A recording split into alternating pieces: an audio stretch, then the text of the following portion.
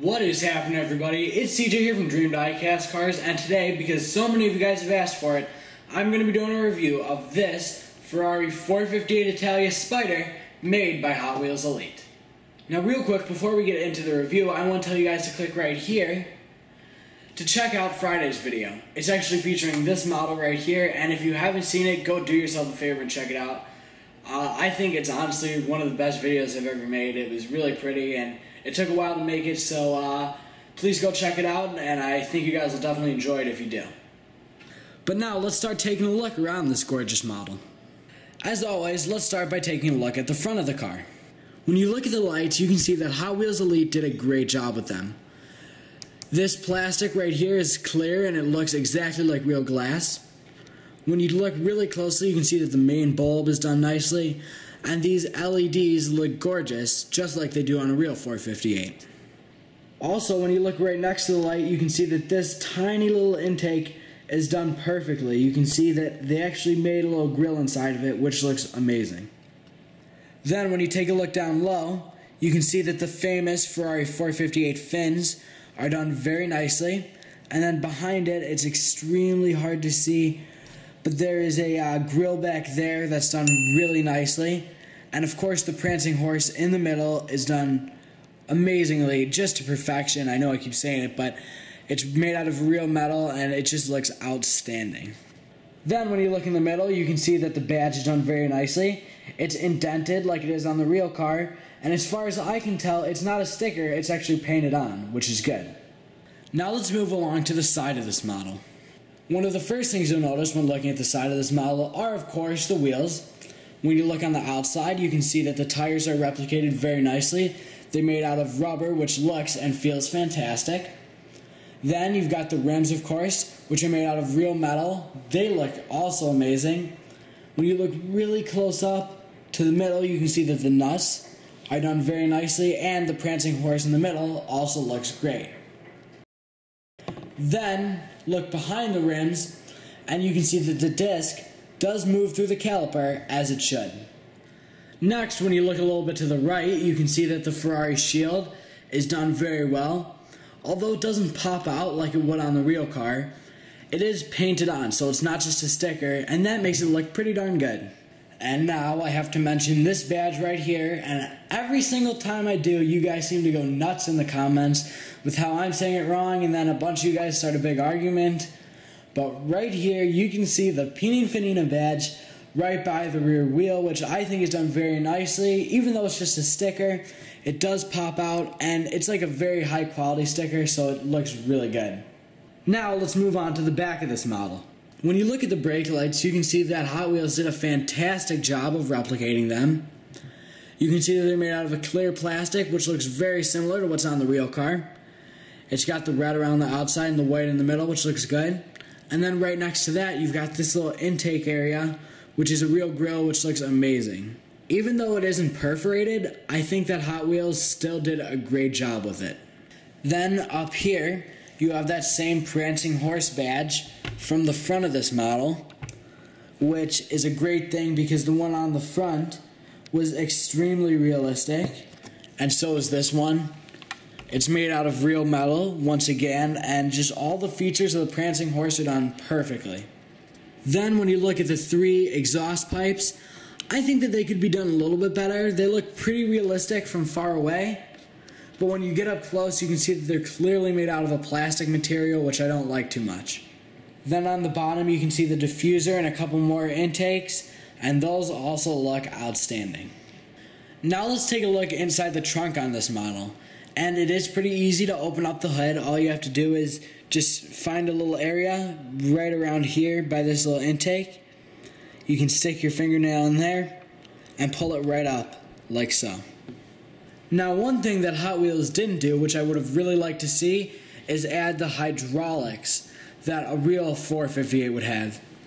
These hinges are sort of the generic model car, like fake hinges, which of course work very well, and you know, it feels high quality when you're opening it, but you miss the realisticness, if that's a word, of having the hydraulic things there.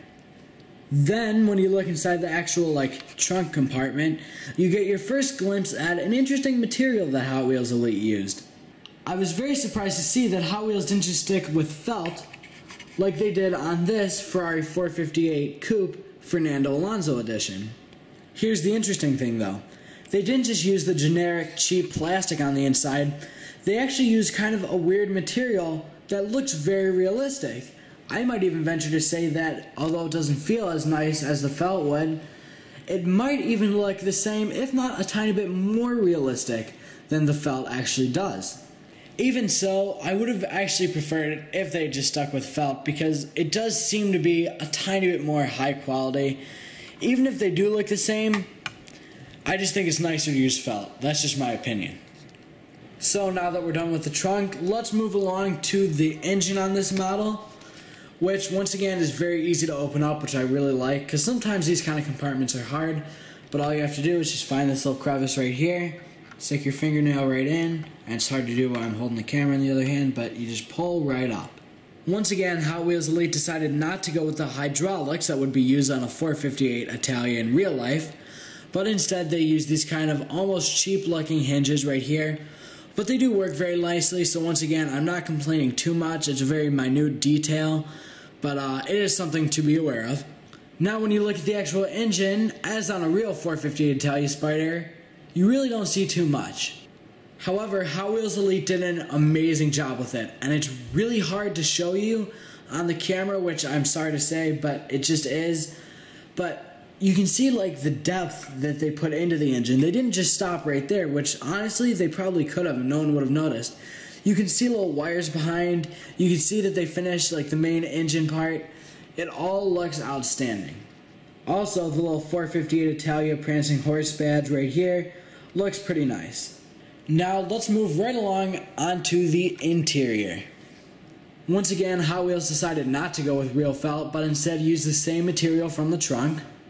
When you look at the steering wheel, you can see it's done very nicely. The paddles behind it are replicated well. The prancing horse in the middle is done nicely. You can see all the different modes on this side of the steering wheel, starter button, all that kind of stuff. On the steering wheel looks gorgeous. Then you can see the rev counter behind it, which is in yellow, and I think that also looks really nice. Also, I want to point out that even though everything on the interior is made out of like a plastic material, Hot Wheels did a great job of replicating the leather, and I don't know why it looks so realistic. It might just be like all the stitching they used, but it does look very realistic.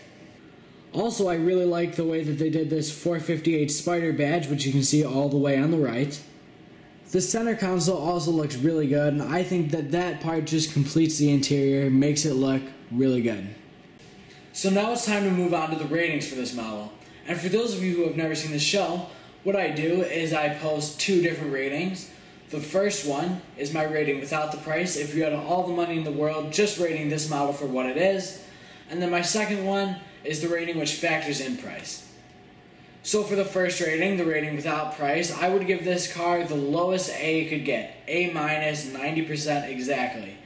And the reason for that is, there are just enough small little things that I don't like about it to push it down. But I would never want to give it a B because it is much too good for that, and it's still a great car, don't get me wrong. Then when you factor in the price, its grade definitely goes up to a mid-A, probably if I was going to give it a number, like a 95, just because it has an amazing price tag. You can get this car for around $75, which, you know, you can't really compare it to AutoArt or those kind of brands because they don't make Ferraris, they don't have the license to do it. However, you know, it seems to be that kind of quality, which is really good because Hot Wheels is basically the only, you know, normal car make, except for of course BBR, which is really expensive, and there are a lot of things I don't like about BBR. But Hot Wheels is really the only model car make that can make Ferraris, and they just do a great job with it on their Hot Wheels Elite models like this one. So, you know, for $75 is what this model car costs. I think it's great quality. They could easily charge like $150. I would definitely still buy it. It'd still be worth it for that price. But I think $75 is an absolute steal for this model. So I hope you guys enjoyed. Comment down below which car you prefer, the Coupe or the Spider, in real life. And I'll see you guys on Friday. Goodbye, everybody.